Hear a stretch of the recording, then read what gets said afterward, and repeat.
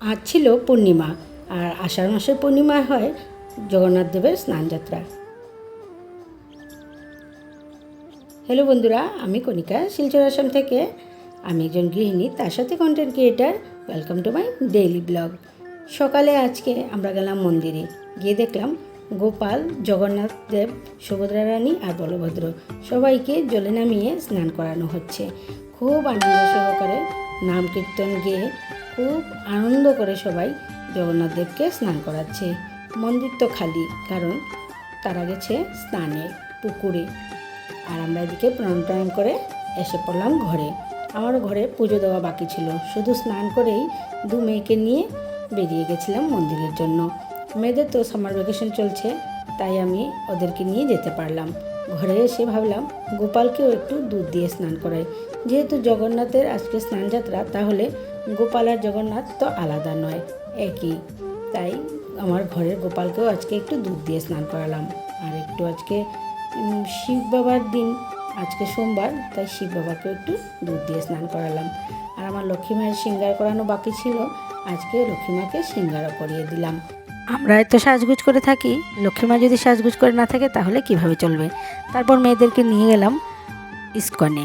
ওরা যাবে ইস্কনে আজকে জগন্নাথ দেবের স্নানযাত্রা দেখতে। প্রতি বছর যায়, তো ওই ওদের অভ্যাস রয়ে গেছে।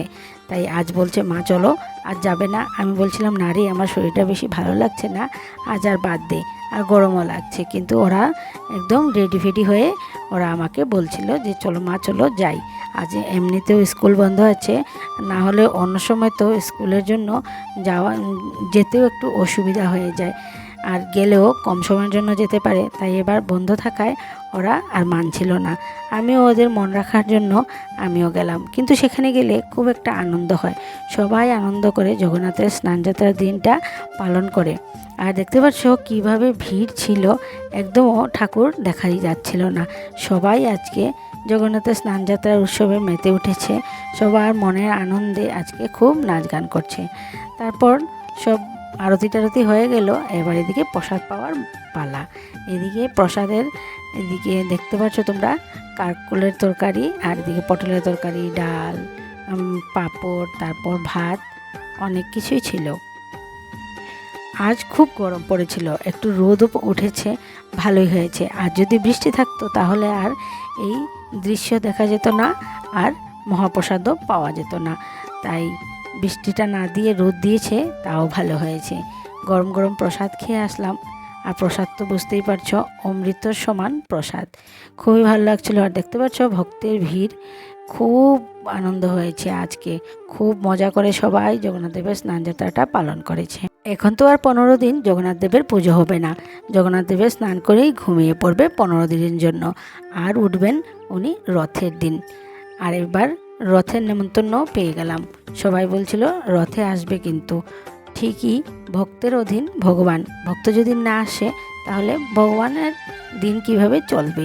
তাই ভক্ত না আসলে ভগবানেরও ভালো লাগে না। আর এদিকে প্রসাদ পেয়ে গেলাম, দেখতে পাচ্ছ ডাল আর পাঁপড় দিয়ে দিয়েছে। আমি ভেবেছিলাম এইটুকুই মনে হয় আজকের প্রসাদ, তারপর দেখা যাচ্ছে না, এদিকে আবার সবজিও এসেছে, পটলের তরকারি আর কাঁকরোলের তরকারি।